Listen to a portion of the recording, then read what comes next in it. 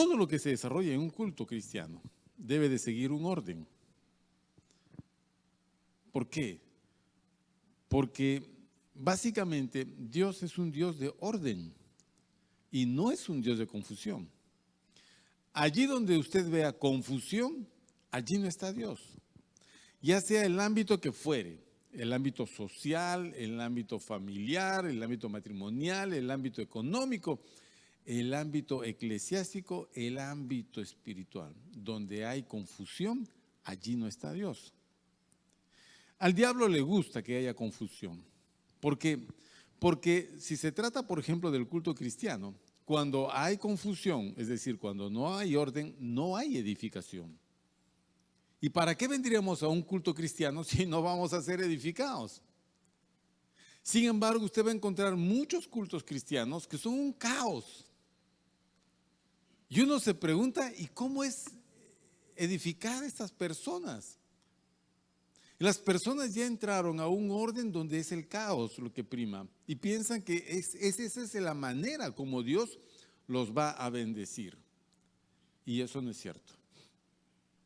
No es cierto. Para que nosotros podamos entender las cosas, mire, la cosa es así, es muy sencilla. Para que nosotros podamos entender bien las cosas, todo va a pasar siempre por su cabecita. Siempre. ¿Estamos de acuerdo? ¿Sí? ¿Ok? Entonces, todo va a ser un trabajo en un ámbito que es privilegio del ser humano, que es su ámbito intelectual. O sea, como tú entiendas las cosas, así las vas a aprovechar. Si las entiendes mal, no las aprovechas, pues. Si las entiendes bien, las aprovechas. Ahora, el aprovechar las cosas espirituales hoy trae pues bendición, digamos, abundante, pero siempre pasa por la cabecita, es como tú lo entiendes. Por ejemplo, la conversación esta que tuvo Eva con la mujer fue una cuestión de razonamientos. Y fíjate lo que expone Eva y lo que expone la serpiente.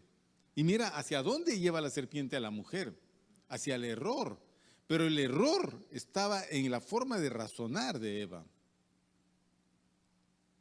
Nosotros tenemos muchos problemas en el ámbito espiritual por nuestra forma de razonar las cosas. Porque Dios no va a agarrar tu persona y te va a hacer pensar como tú no quieres pensar. Y te va a hacer actuar como tú no quieres actuar. Todos pensamos como queremos pensar y actuamos como queremos actuar. Nadie puede decir, no, yo no quise, yo no quería, no, así no lo pensé yo. No, nosotros no podemos ser diferentes a nuestros pensamientos, a nuestro razonamiento. ¿Hay un acople? Por favor,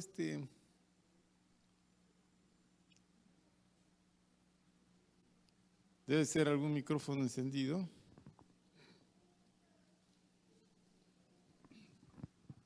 Bien.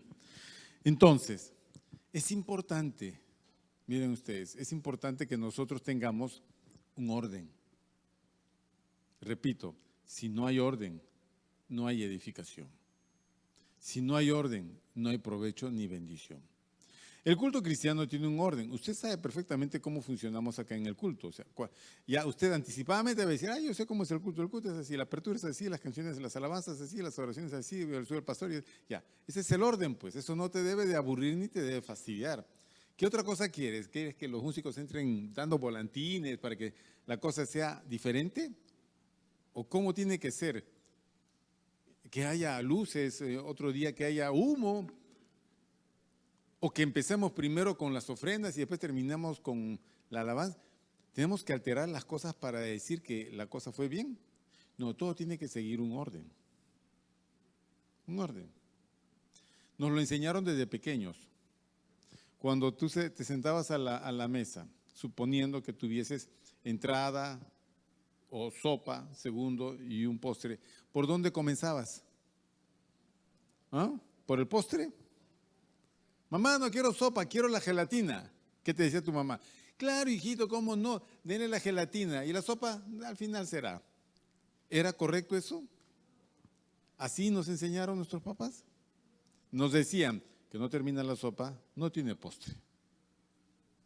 ¿Y por qué ese orden? ¿Por qué? Porque aún la alimentación no puede ser desordenada. ¿Cuánto más en la vida espiritual?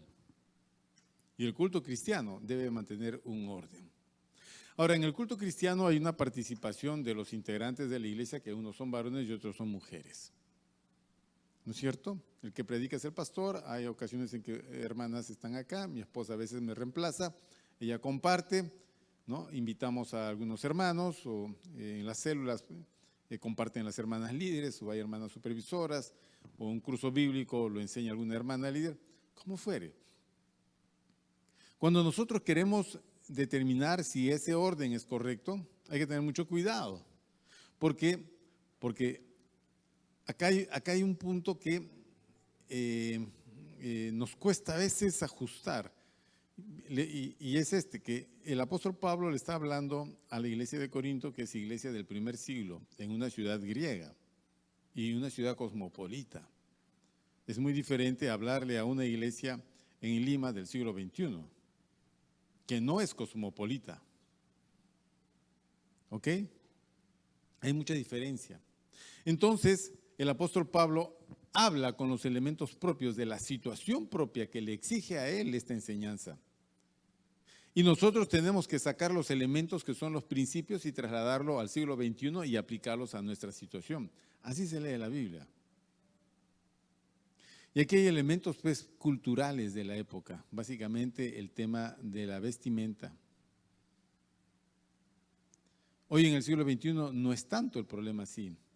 En el siglo XXI es, como tú te vistas está bien, como tú quieras ser está bien, como tú camines está bien, como tú vivas está bien.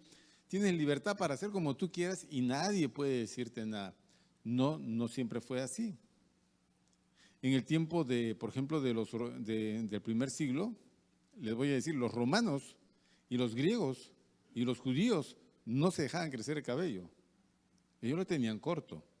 Tú ves las ilustraciones del arte romano o del arte griego o las tradiciones de los judíos, el cabello largo no era del varón, solo de la mujer. Entre los judíos, solo los que hacían un voto se dejaban crecer el cabello y se cortaban el cabello, se lo rapaban una vez que terminaba el voto, que era el caso de los nazareos. Como Sansón era un nazareo de por vida, su cabello largo era desde que nacía hasta que moría. Igual de Ezequiel, igual también de Juan el Bautista. Pero después, no, Jesús no llevaba ese cabello como todos ven así, caí largo. Todos llevaban cabello corto. No se dejaban crecer el cabello. ¿Por qué? Porque habían razones propias al entender de ellos, que ya vamos a ver. Luego, entonces, necesitamos nosotros comprender que en la vida cristiana debe haber siempre un buen entendimiento de lo que significa orden. Todo tiene un orden. ¿Ok? Todo lo que hagas en la vida, ya como creyente que eres, hazlo bajo el orden de Dios. No sigas el orden del mundo. No, sigue el orden de Dios. Si es que quieres tener bendición y una vida próspera, sigue el orden de Dios. Para eso tenemos que aprenderlo. Pues versículo primero de Primera de Corintios 11, vamos a leer desde el versículo primero hasta el versículo 16. ¿Ok? Del 1 al 16. Dice: sed imitadores de mí, así como yo de Cristo. Os alabo, hermanos, porque en todo os acordáis de mí y retenéis las instrucciones tal como os las entregué. Pero quiero que sepáis que Cristo es la cabeza de todo varón, y el varón es la cabeza de la mujer, y Dios la cabeza de Cristo. Todo varón que ora o profetiza con la cabeza cubierta, afrenta su cabeza. Pero toda mujer que ora o profetiza con la cabeza descubierta, afrenta su cabeza. Porque lo mismo es que si se hubiese rapado. Porque si la mujer no se cubre, que se corte también el cabello. Y si le es vergonzoso a la mujer cortarse el cabello o raparse, que se cubra. Porque el varón no debe cubrirse la cabeza, pues él es imagen y gloria de Dios, pero la mujer es gloria del varón. Porque el varón no procede de la mujer, sino la mujer del varón. Y tampoco el varón fue creado por causa de la mujer, sino la mujer por causa del varón. Por lo cual la mujer debe tener señal de autoridad sobre su cabeza por causa de los ángeles. Pero en el Señor ni el varón es sin la mujer, ni la mujer sin el varón. Porque así como la mujer procede del varón, también el varón nace de la mujer, pero todo procede de Dios. Juzgad vosotros mismos, ¿es propio que la mujer ore a Dios sin cubrirse la cabeza? La naturaleza misma nos enseña que al varón le es deshonroso dejarse crecer el cabello. Por el contrario, a la mujer dejarse crecer el cabello le es honroso, porque en lugar de velo le es dado el cabello. Con todo eso, si alguno quiere ser contencioso, nosotros no tenemos tal costumbre ni las iglesias de Dios. Aquí viene lo complicado. Esta parte es sumamente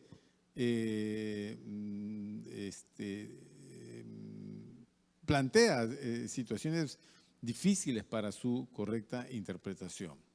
Porque usted va a ver que Pablo salta del principio a la situación por la que pasa Corinto. Y él quiere acomodar las cuestiones culturales a un orden de Dios. Eso es lo que él quiere hacer acá. El versículo primero básicamente es la culminación del capítulo 10. Es decir, los que separaron en capítulos nuestro Nuevo Testamento debieron haber incluido el versículo primero como si fuese el versículo 34 del capítulo anterior. Si usted se fija allí, para que entienda lo que le estoy diciendo, el versículo primero del capítulo 11 debió haber sido el versículo 34 del capítulo anterior, del capítulo 10. Es decir, la culminación. Si usted ha venido los jueves y ha venido entendiendo lo que hemos venido enseñando en este capítulo 10, al final de todo Pablo concluye diciendo que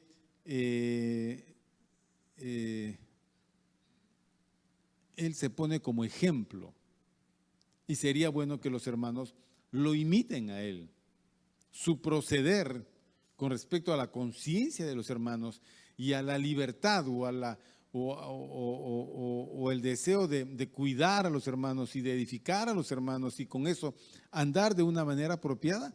Pablo dice, en todo eso imítenme, porque yo imito al Señor Jesús.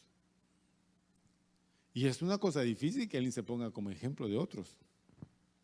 No sé si usted tendría el valor de decir, hermanos, imítenme por favor, porque yo imito a Cristo. Está un poquito complicado, un poquito difícil. ¿No es cierto? Hasta pecaríamos de cierto orgullo espiritual. ¿Quién puede decir que imita a Cristo en las cosas que hace y que lo imiten, por favor? Hermanos, imítenme, así como yo soy, así sean. Está un poco difícil. Pero Pablo había llegado a un grado de sujeción a la voluntad de Dios, que él en todas las cosas procuraba ceñirse a la forma de caminar del Señor Jesús. Por eso él, ante la dificultad de que los hermanos puedan discutir sobre un y otro asunto y no tener una Biblia donde ajustarse, Pablo se pone él como ejemplo de esto personalizado. Yo imito a Cristo. Yo soy el ejemplo que ustedes deben de seguir. Así culmina el capítulo 10 y comenzaría el capítulo 11 en el versículo 2. Entonces, leeríamos versículo 2. Vamos a leer del 2, el versículo 2 básicamente. Os alabo, hermanos, porque en todo os acordáis de mí y retenéis las instrucciones tal como os las entregué. Miren, mis queridos hermanos, Pablo, a ver, si quisiéramos evaluar su desempeño como ministro, Pablo es un buen pastor. Él funda esta iglesia y la pastorea durante 1 año y medio, en un trabajo incesante de todos los días. Todos los días. Pablo les enseña todas las cosas que ellos deberían de saber. Pablo les enseña todo el consejo de Dios. Y con ello lo que hace es fundamentar la vida de estas personas. Obviamente más personas fueron añadiéndose, y a los que aprendieron de Pablo deberían de enseñarle las cosas a los que venían después de ellos y así sucesivamente. Porque al final de cuentas las enseñanzas o las instrucciones siempre son transmitidas de unos a otros. En el Evangelio es muy difícil que tú seas autodidacta. No digo que es imposible o que no se dé. Por ejemplo, Pablo no tuvo un maestro. El maestro de Pablo fue el Señor Jesús. No tuvo un maestro natural, humano. Pero Pablo sí es el maestro de todas estas personas. Uno de entre un montón. Es muy difícil que tú puedas ser autodidacta en las cosas. Puedes leer mucha Biblia, puedes estudiar muchos libros, pero necesitas siempre un maestro. Pero el maestro no va a ir a tu casa a enseñarte las cosas, así no funciona, sino que tú tienes que acudir al lugar donde enseñan, que esa es tu iglesia. Bien, Pablo tenía una iglesia que se llamaba Corinto y muchos de estos hermanos escucharon sus enseñanzas. Pablo se los dio con todo el esmero, con toda la dedicación, y Pablo se fue a seguir con su viaje misionero.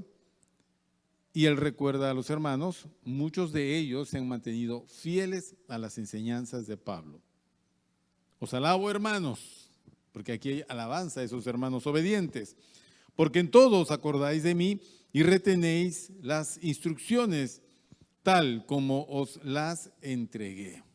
Retener las instrucciones es obedecer las enseñanzas. Y como vemos, Pablo les ha enseñado, pues, digamos, de todo el ABC de la doctrina cristiana, y los hermanos lo han recibido y manifiestan haber retenido las enseñanzas, no las han cambiado, no las han alterado. Hay otro grupo que sí complicaba las cosas, porque parte de lo que hemos venido estudiando es aquellos hermanos que complican las cosas. Por ejemplo, esos que andan diciendo todo me es lícito, todo me es lícito, ¿no? ¿Por qué? Porque tomaron este principio del mundo y lo trajeron a la iglesia. Hermanos, todo es lícito. Pablo le dice, sí, pero no todo conviene. Todo puede ser lícito, pero no todo te edifica. Todo puede ser lícito, pero no te dejes dominar por esas cosas. Entonces, Pablo alaba a los hermanos, a los buenos hermanos que mantienen las enseñanzas y se sujetan a ellas. Bien, pero hay un tema que Pablo va a enseñar. Este tema no lo tenemos en Corintios, no lo tenemos en ninguna otra epístola. En Efesios hay una, de marido y mujer, marido cabeza de la mujer, pero no desarrolla, este punto no lo desarrolla en ninguna otra epístola. Y como es la única referencia, no tenemos más hacia dónde ir para poder entender mejor. Bien, versículo 13 entonces vamos a leer, dice, pero quiero que sepáis que Cristo es la cabeza de todo varón y el varón es la cabeza de la mujer y Dios la cabeza de Cristo. Qué interesante. Aquí Pablo está describiendo una relación de orden y es así. Cristo es cabeza de todo varón y el varón es la cabeza de la mujer y Dios la cabeza de Cristo. Entonces, tenemos nosotros Dios, Cristo, varón, mujer. ¿Ok? Dios, Cristo, varón y mujer. Esta es una relación que se encadena con esta palabrita que para muchos es una complicación en la interpretación, que es cabeza. Cristo es cabeza del varón, de todo varón. Bien, ¿qué significa? Porque después dice, y el varón es cabeza de la mujer. ¿Qué significa? Y luego dice, y Dios es cabeza de Cristo. ¿Qué significa? Entre muchas interpretaciones, la más ajustada, para no hacer toda una vuelta por tantas posturas, la más ajustada, la más precisa, vendría a ser autoridad. La palabra autoridad para nosotros. La palabra griega acá que se usa no es autoridad, es cabeza. Pero ¿cómo entendemos cabeza? Entendemos en el sentido de que habla acerca de la autoridad. Bien.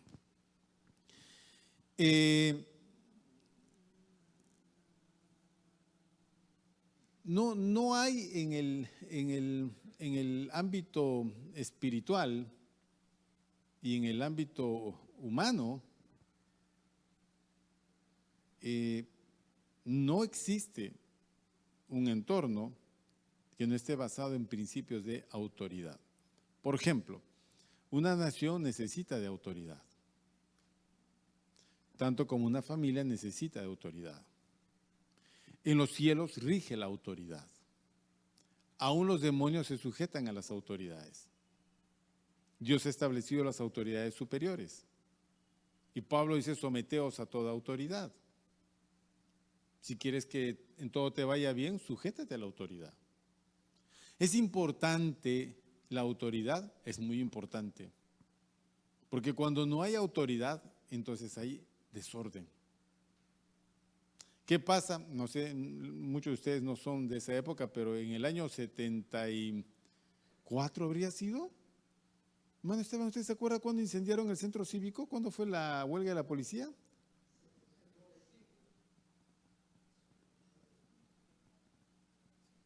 Yo creo que era 74.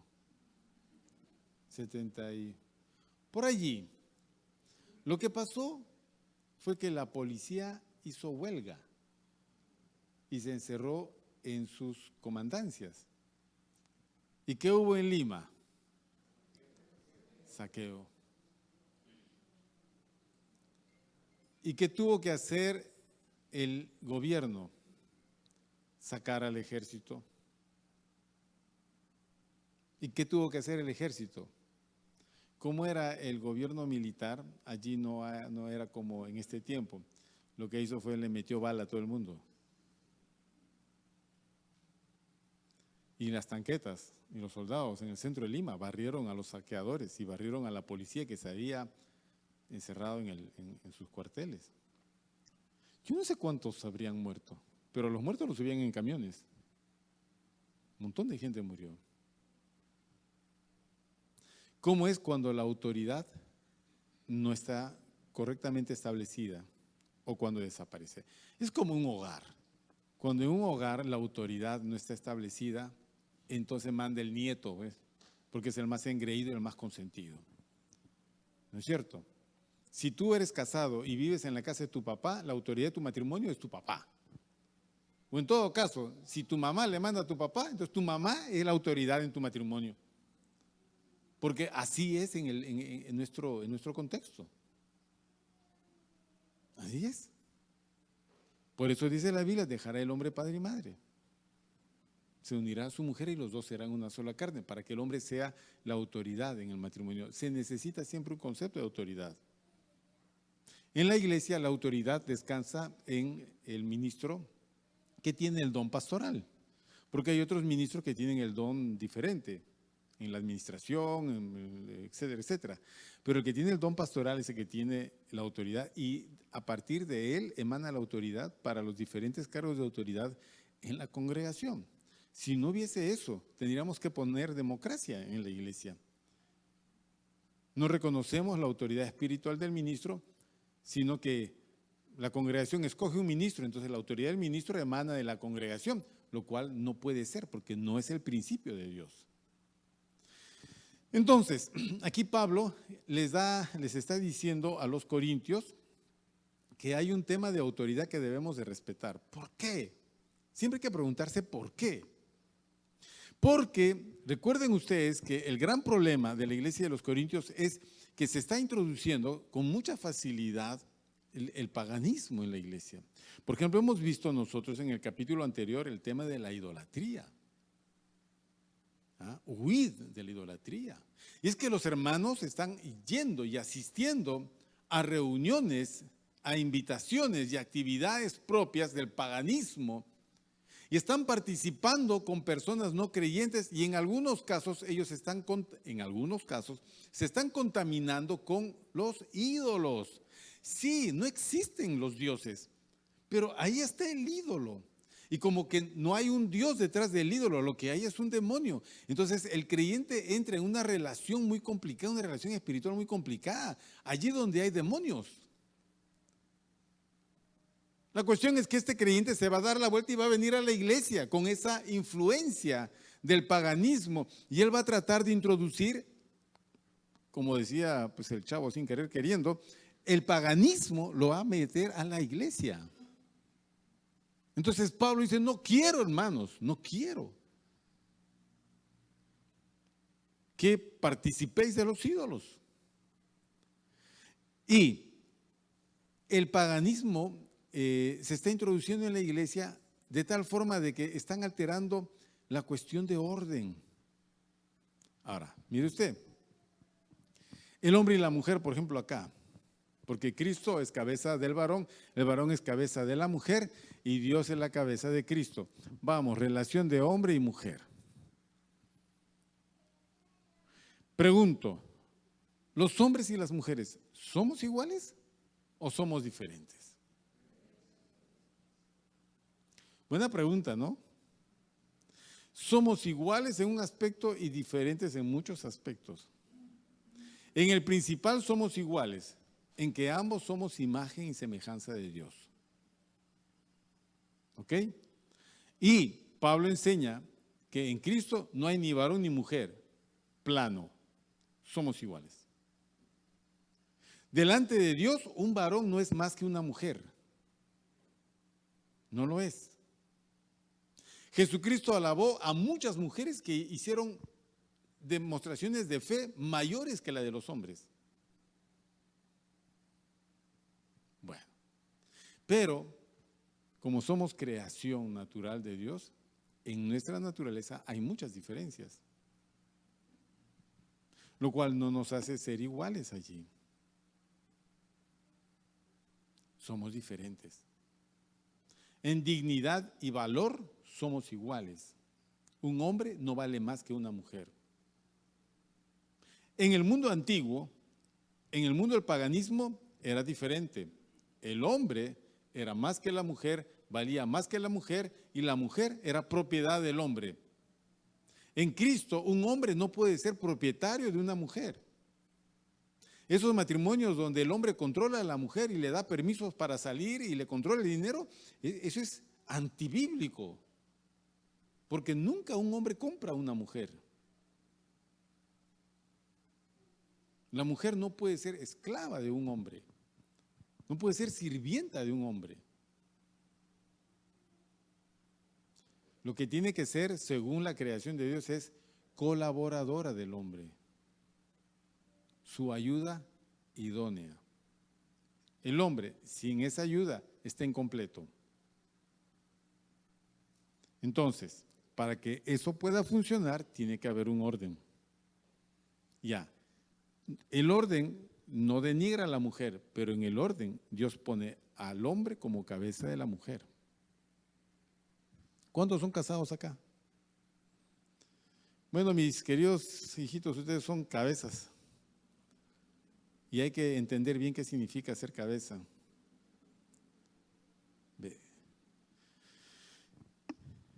Cabeza significa que somos autoridad. Bien, somos autoridad, que no significa superioridad. No somos superiores que las mujeres. En esencia somos iguales, solamente que el hombre ocupa un papel un lugar de responsabilidad por todo aquello que está debajo de él. La mujer cae o la mujer se sujeta al cuidado y a la responsabilidad del varón. Quien debe de proteger a una mujer siempre es el varón. A la hija la protege el padre y a la esposa la protege el marido. La autoridad está hecha para proteger, para cuidar. no para golpear, ni para maltratar. Pero nuestro mundo es loco, pues. En nuestro mundo el hombre golpea a la mujer, el hombre maltrata a la mujer y el hombre mata a la mujer. El crimen pasional es una cosa que se escapa de las manos. Y la verdad es que siempre ha sido así. Entonces, allí esos hombres que cometen esos actos no están, fueron creados para ser cabeza, pero no fueron ni enseñados ni aprendieron a ser cabeza, no funcionan como tales. Entonces, su funcionamiento, su desempeño es confusión. ¿Ok? Confusión, porque no está haciendo lo que debe de hacer, está alterando todo, absolutamente todo. Bien, entonces vamos con el orden. Cristo es cabeza del varón. Preguntamos a los varones que son casados acá, ¿quién es nuestra cabeza?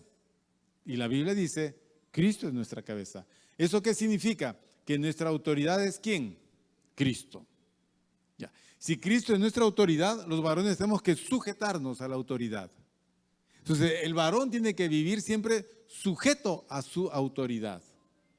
Tanto como el varón exige que la mujer se le sujete. Así tiene que ser. Cuando el varón no está sujeto a su cabeza, entonces el hombre está descabezado. Significa que se ha salido del orden. Tiene que estar sujeto. Para lo cual el hombre tiene que conocer el ámbito de la sujeción. ¿En qué tengo que estar yo sujeto a Cristo? ¿En qué?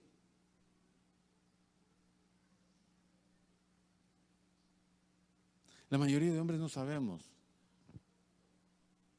Yo conozco, por ejemplo, hermanita, lleve a la niña afuera un ratito, porque si no, yo voy a empezar a enseñar otra cosa ya. Un ratito y después la trae. Miren, ¿en qué estaba? Algo les iba a decir. Ya me acordé. Yo conozco matrimonios. Ustedes saben que en la iglesia hay gran cantidad de asistentes, son matrimonios. ¿Ok? Se han casado en esta iglesia ya no sé cuántos hermanos. Yo ya me olvidé ya a quiénes se han casado. Yo no he casado, pero por lo menos los he tenido en las ceremonias. Y algunos matrimonios son complicados porque justamente el hombre es un caprichoso. Es un hombre caprichoso. Y es un hombre que se molesta mucho. Entonces yo le pregunto a la hermana, oye, ¿dónde está fulano? No quiso venir, me dice. ¿Por qué no ha querido venir? Está molesto, pastor. Dice que no va a venir.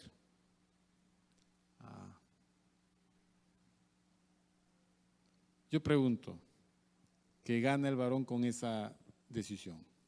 ¿Gana algo? No. Pierde totalmente todo. Porque lo primero que está haciendo está alterando el orden de Dios. Porque el que tiene que estar en una relación correcta y perfecta con Dios es Él. La esposa tiene una relación personal con Jesucristo. De eso no estoy hablando. La relación personal no estoy hablando. Estoy hablando de la sujeción.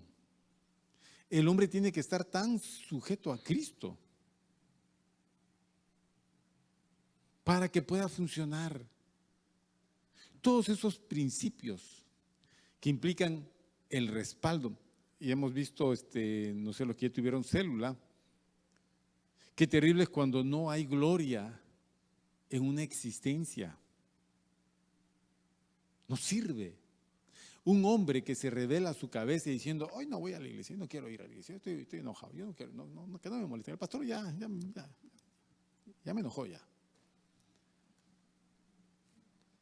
¿Sabes qué es eso? Esa es alteración, eso es confusión, eso es rebelión, eso es todo. Y el problema es que una mujer depende de ese señor, porque en las cuestiones en los principios de autoridad, su vida está sujeta al cuidado que él le va a brindar. Cuidado no solamente económico, sino espiritual. ¿Pero qué espiritualidad va a ser esa? Entonces la mujer, como no encuentra la espiritualidad del varón, ella misma tiene que generar la espiritualidad del hogar. ¿Por qué? Porque el papá ahí no funciona como pastor del hogar, porque se anda enojado con todo lo religioso y tiene sus épocas en que se enciende, se aviva y después se desinfla, y después se infla y después se desinfla. Entonces me dijo, ¿qué puedo hacer con el pastor? Yo le dije, sí. Cuando estábamos sentados, yo te dije, este fulano es un niño. ¿No es cierto? ¿Te acuerdas o no? Si ustedes de novios ni podían hablar conmigo, peleaban todo el tiempo. Ahí está ese resultado. Yo te dije que no. Debiste haberte casado con otro tipo de cristiano, no con este cristiano.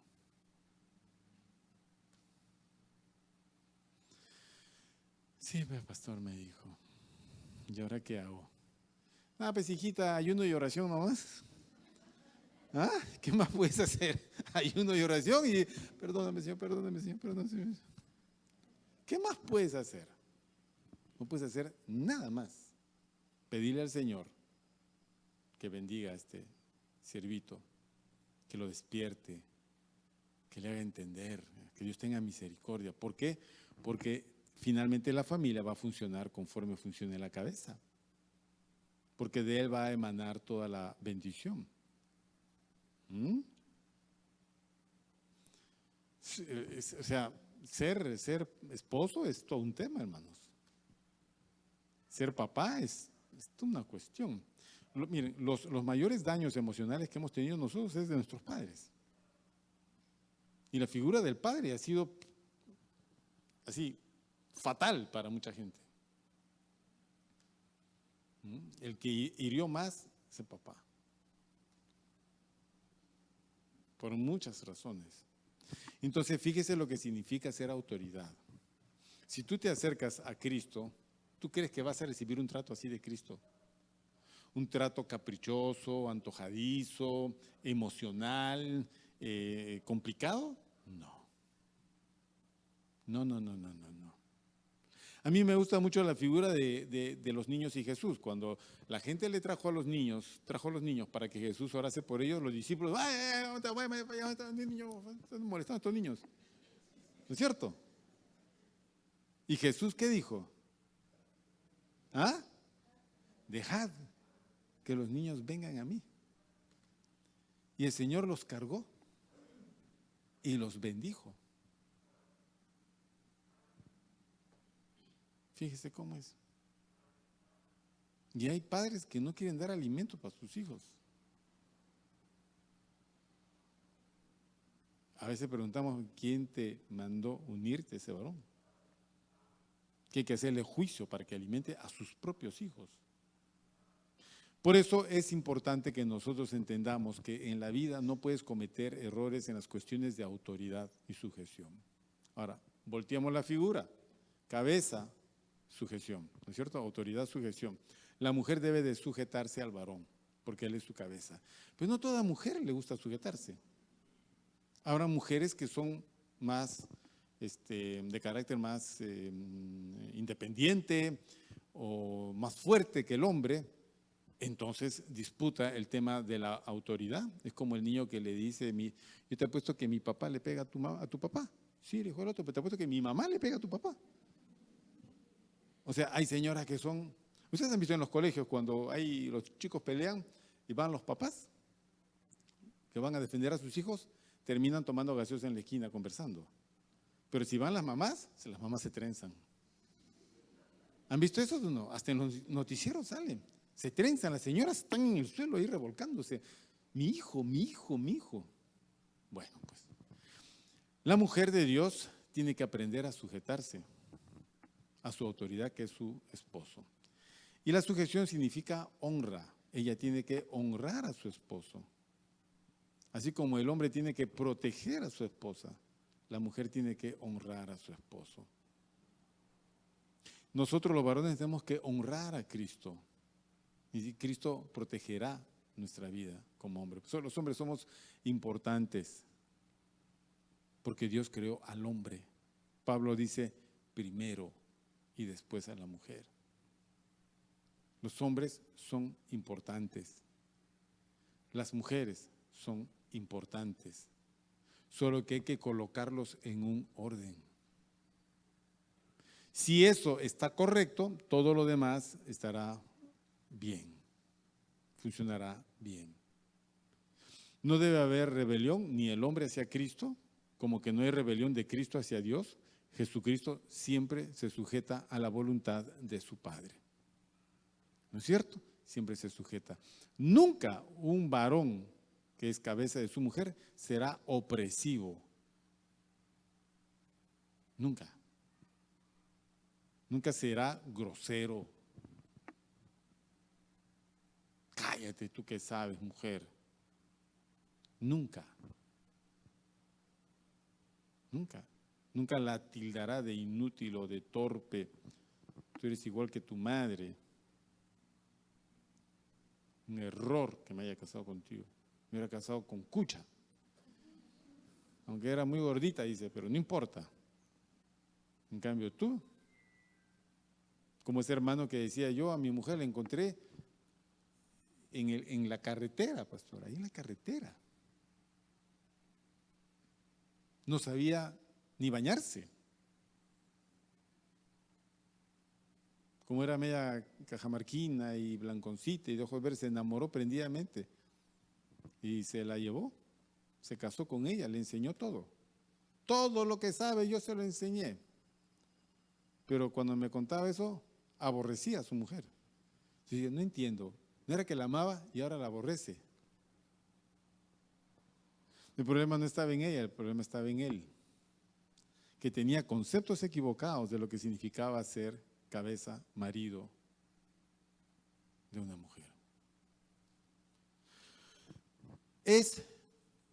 En el plano humano es bien, tiene sus retos el tema de la sujeción y la autoridad. Bueno, pues, es una prueba para nuestra fe y nuestra espiritualidad. Versículo 5, vamos a ver, versículo 4, ¿qué pasa con este asunto? Dice, todo varón que ora o profetiza con la cabeza cubierta afrenta su cabeza, pero toda mujer que ora o profetiza con la cabeza descubierta afrenta su cabeza, porque lo mismo es que si se hubiese rapado. Porque si la mujer no se cubre, que se corte también el cabello, y si le es vergonzoso a la mujer cortarse el cabello o raparse, que se cubra. Porque el varón no debe cubrirse la cabeza, pues él es imagen y gloria de Dios, pero la mujer es gloria del varón. Porque el varón no procede de la mujer, sino la mujer del varón. Y tampoco el varón fue creado por causa de la mujer, sino la mujer por causa del varón. Por lo cual la mujer debe tener señal de autoridad sobre su cabeza por causa de los ángeles. Bien, escúcheme bien. Escúcheme bien. No se me duerma, pues todavía es temprano, son las 8:51. Escúcheme. Les dije al principio que el apóstol Pablo tenía que manejar tanto las cuestiones escriturales, espirituales, y las cuestiones naturales y del tiempo. ¿Ok? Entonces, las cuestiones naturales y del tiempo son diferentes de ese tiempo a este tiempo. Las cuestiones escriturales y espirituales son iguales en Génesis, en Éxodo, en Malaquías, en Mateo, en Romanos y en Apocalipsis. Eso no cambia, los principios no van a cambiar jamás. Lo que cambia es el entorno donde estos principios se desarrollan. Entonces, el mundo greco-romano es muy diferente, pues, a nuestro mundo de la posmodernidad. Es muy diferente. Lo que no va a cambiar son los principios. Entonces, ¿qué hacemos los cristianos cuando leemos un texto del primer siglo? Sacar los principios para aplicarlos en el siglo XXI, 20 siglos de diferencia. Entonces aquí Pablo tiene este tema pues de la idolatría y el paganismo. ¿Okay? En la idolatría y el paganismo, si usted lee la carta a los Romanos en el capítulo 1, usted va a ver de que una de las cuestiones que se altera inmediatamente después de que el hombre desecha a Dios, Dios desecha al hombre y lo entrega a sus propias pasiones, de tal manera que el hombre empieza con la idolatría en primer lugar y segundo, la desvirtuación del tema sexual. Y en ello viene el extravío, hombre con hombre, mujer con mujer. Y eso va contra la creación. Por eso se llama contra natura, contra naturaleza. Porque no se está respetando la creación de Dios, que es hombre-mujer. Pero ¿por qué el hombre alteró? Porque sacó a Dios del contexto, de su cosmovisión, de su visión de vida. Sacó a Dios y se hizo dioses. Entonces, paso siguiente es la degradación moral del hombre. Y en ello lo sexual es un ámbito donde la degradación es pues terrible y muy intensa. Porque el tema sexual cae dentro de lo pasional.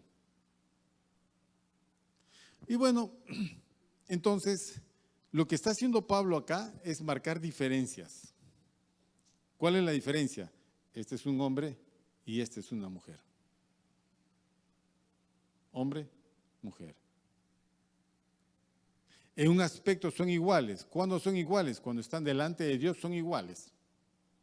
Son iguales en el culto, porque aquí Pablo dice, todo varón o mujer que ora o profetiza. O sea, la mujer también puede profetizar. Y profetizar acá no es decir, así dice el Señor, vienen años muy duros. No, sino dar instrucción. Eso es lo que significa acá profetizar. Entonces, las mujeres en las iglesias también profetizaban y también oraban en público. Pero hay una cosa, no eran hombres, eran mujeres. Siempre la mujer debe de mantener su condición de mujer y el hombre su condición de hombre. No puede suceder como sucede acá y sucedía en ese tiempo de que yo siendo hombre, nací hombre biológicamente, diga, ay, pero me gustaría ser mujercita. Me voy a cambiar el nombre, soy Angélica o Ángela. Creo que mejor Angélica. ¿Qué es lo que hacen ahora? Todo lo que significa eliminar la diferenciación entre el hombre y la mujer es contra la naturaleza. Y la primera señal que tú vas a ver en la naturaleza es justamente este asunto tan delicado. ¿Ah? ¿Qué cosa es? El cabello. Yo a veces miro a un hermano, que no voy a decir su nombre, que es un hermano muy amado y muy querido, de San Juan de Lurigancho, que cuando yo hablo con el pastor, me dice, estamos hablando, yo le miro a la frente, y él tiene cabello desde acá, por Dios, desde acá creo. Y cuando me habla y digo, ¿y por qué no se le cae el cabello? Qué loco este hombre, ¿qué pasa con esta gente? ¿O qué pasará con los que sí se nos cae? Pero en la generalidad, es muy raro que tú encuentres una mujer calva. ¿Conoces una mujer calva? ¿Alguna vez? Algunas abuelitas ya se les cayó el cabello así porque son abuelitas. Pero normalmente a las mujeres les crece el cabello, pase lo que pase. Da a luz, se le cae por mechones, pero igualito le crece por mechones. En cambio del hombre no. En la mayoría de los hombres vamos perdiendo el cabello. Y no es de los hombres naturalmente tener el cabello como el de la mujer. Hay una gran diferencia. Esa diferencia, mis queridos hermanos, escúcheme bien, es intencional por creación, para mantener la diferenciación entre el varón y la mujer. Entonces Pablo lo que quiere es que en el culto público haya siempre una diferencia entre el varón y la mujer y no se pierda la distinción de los sexos. No se pierda. Segundo, que no entre el paganismo. Por ejemplo, ¿cómo entraba? ¿Tenemos tiempo todavía? Tenemos unos 10 minutitos, hermanos. Entraba de la siguiente manera. Dice, versículo 4, todo varón que ora o profetiza con la cabeza cubierta afrenta su cabeza. Muy bien. Entonces, ¿qué pasa? Los romanos, cada vez que ellos oraban a sus dioses o tenían sus cultos paganos, el romano usaba una toga para vestir, el romano jalaba un extremo de la toga y se cubría la cabeza. Los romanos oraban con la cabeza cubierta. Los judíos oraban con la cabeza descubierta. Entonces Pablo consideró que la costumbre romana alteraba un tema muy importante, que era la diferenciación de los sexos. ¿Por qué? Porque el tema de la cabeza del hombre es Cristo, la cabeza de la mujer es el varón. La señal de que una mujer es mujer y que tiene un varón al cual se sujeta es justamente la señal de su cabello. Y el hombre no. ¿Por qué? Porque el hombre no se sujeta a otro hombre, por lo tanto no debe tener el cabello largo. Y la naturaleza misma le apoya en eso dándole un cabello corto, porque la cabeza del hombre, ¿quién es? Cristo. Si el hombre usaba a la manera de los paganos un cabello más largo o se cubría la cabeza a la hora de orar o profetizar, él estaba manifestando de que se sujetaba a otro hombre. Pero no, el hombre se sujeta a Cristo. Por lo tanto, él debería de participar del culto sin llevar nada sobre la cabeza en el culto. En cambio, la mujer debería de respetar el orden de sujeción llevando alguna señal de sujeción. Por eso usaban un velo las mujeres. Diciendo con ello que ellas eran mujeres respetables que se sujetaban a su autoridad, que era o su papá o era su marido. De ahí que el apóstol Pablo insiste en que en la iglesia siempre debe de haber esa diferenciación, no debe de haber una pérdida de la identidad sexual de las personas y siempre las mujeres deben de manifestar que son mujeres que honran su cabeza, que honran en todo tiempo. Y que los hombres deben de desarrollar su devoción, sea público o sea privada, no cubriéndose la cabeza porque ellos son creados a imagen y semejanza de Dios, por lo cual Cristo es su cabeza. Esa sujeción hacia Dios no le permite a él tener o cabello largo o una toga sobre su cabeza, que era lo que los romanos hacían y era lo que los griegos hacían. Usted sabe pues que entre los griegos el tema de la homosexualidad era una cosa pero generalizada. Generalizada. Y en la homosexualidad siempre hay una identificación de activo o pasivo, quién hace de varón, quién hace de mujer. Y el que hace de mujer obviamente tiene que desarrollar cuestiones femeninas, formas, maneras. Entonces Pablo reprende eso diciendo portaos varonilmente, resaltando pues la masculinidad del hombre, no que te portes machamente así, no, sino que se destaque siempre el tema de tu identidad sexual. Si eres varón, pórtate como varón, no adoptes las formas de el modelo griego. Entre los griegos, mis queridos hermanos, en el mundo pagano se seleccionaban niños para ese papel y se les castraba, prácticamente se les cambiaba de sexo. Y se les criaba y se les vestía y se les llevaba el cabello como mujeres y desarrollaban una conducta casi de mujeres. Alejandro el Grande tuvo su amante que era así, era un hombre que era casi una mujer. Y Alejandro el Grande lo amaba como si fuera su mujer, era su mujer. Y era un persa, porque los reyes persas tenían esa clase de costumbres también. No, el hombre es hombre y la mujer es mujer. Cualquier discusión de género se salió de la Biblia y nos está llevando al plano de la confusión. Confusión. Entonces, está permitido al varón y a la mujer orar y profetizar en el culto, el hombre siempre respetando su relación con Cristo y la mujer siempre respetando su relación con el varón. Mujer sujeta, porque tiene que ser sujeta, ¿no es cierto? Y el hombre sujeto, perfectamente sujeto. El hombre honrando a Cristo y la mujer honrando al varón. Al varón. Y esos todos estos versículos.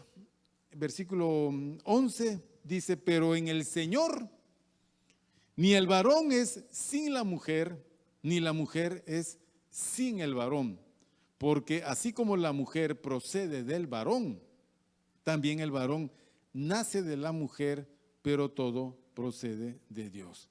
En ningún momento, bajo ninguna enseñanza, nosotros vamos a aceptar que se borre la diferencia entre varón y mujer. Miren, hermanos, hay ropa de hombre, hay ropa de mujer. ¿Ok? Bien.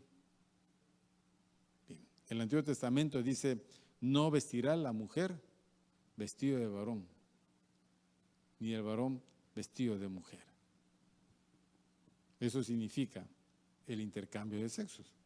No se admite que haya el transvestismo. Ya lo decía la ley. Cuando nosotros nos enfrentamos con el tema de la moda, vamos a llegar a un punto en que no solamente la moda, sino todo el arreglo y aún el desarrollo de la estructura física del hombre es casi acercándose a la frontera de lo femenino. Casi a la frontera de lo femenino. Y vamos a ver ahora maquillados y pintados y lampiños, totalmente lampiños, con las cejas muy marcadas. Y si tiene nariz de boxeador, va a tener que afinarse la nariz, porque esa va a ser la tendencia. Entonces, no, tiene que haber una diferenciación. Dios creó al hombre, varón, y después del hombre creó a la mujer. La creación del hombre fue directa de Dios, la creación de la mujer fue del varón, la fuente de la creación de la mujer fue el varón, por eso es carne de su carne y hueso de sus huesos.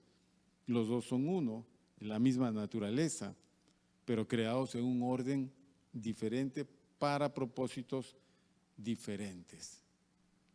Propósitos diferentes. Ahora, la diferenciación de órganos nos dice que no solo las funciones están de acuerdo a su tarea en la vida.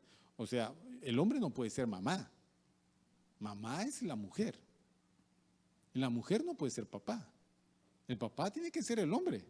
Por causa de abandonos es que la mujer hace de padre y madre. Porque el hombre se fue. Y dejó a la mujer con 3 hijos, y la mujer tiene que romperse el alma como si fuera un hombre también para poder alimentar a sus hijos y educarlos. Pero eso no está bien, no debería ser así. La mujer se le ha dado la maternidad como un privilegio único. Prácticamente la realización de una mujer es su maternidad, el traer hijos a este mundo. El papel de un hombre es cuidar esa familia. El hombre no tiene órganos para concebir, ni para amamantar.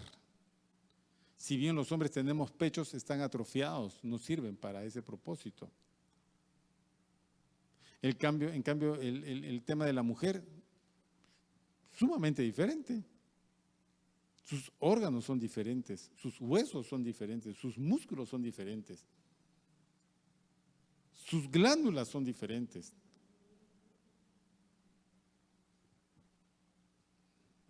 Tienen un cerebro diferente al del varón. La mujer hace más conexiones a nivel de neuronas que el varón. Por eso dicen que hablan más. Cuando viene la hermana, se siente, dígame hermana, para.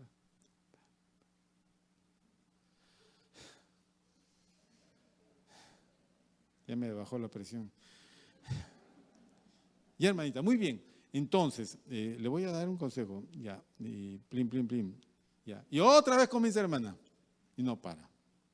Y la cita de media hora se convirtió en 1h30. Hasta que ya tengo que decir, perdone, están esperando. Sí, pastor. Otro día vengo para continuar. No, venga. Ya me dijo 3 veces lo que me tenía que decir en 10 minutos. Es por su necesidad de tener que sacar todo. Esa es su forma, esa es su manera. Eso no es un pecado. En cambio al hombre, sácale una palabra.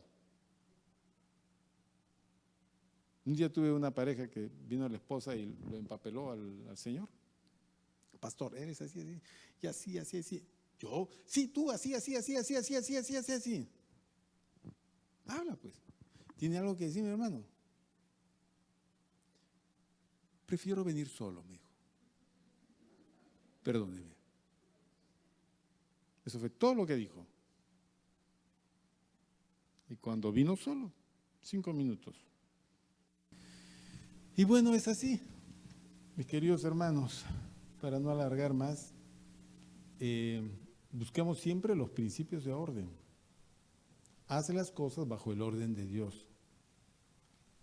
¿Me entiendes? Haz las cosas bajo el orden de Dios. Lleva orden a tu vida.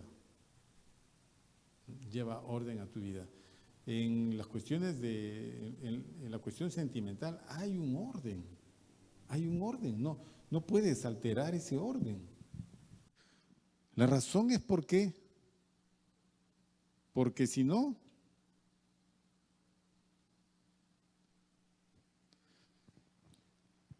es como poner, a ver, el coche y los caballos. ¿Dónde van los caballos? ¿Atrás o adelante?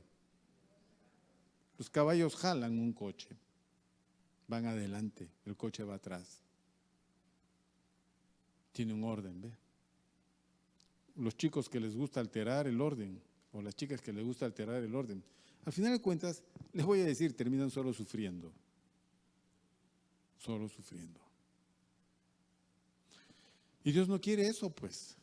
Así que hagamos todo con orden y con decencia, como dice el apóstol Pablo, y lo iremos viendo poco a poco en estas semanas si Dios lo permite. Cerramos nuestros ojos, por favor.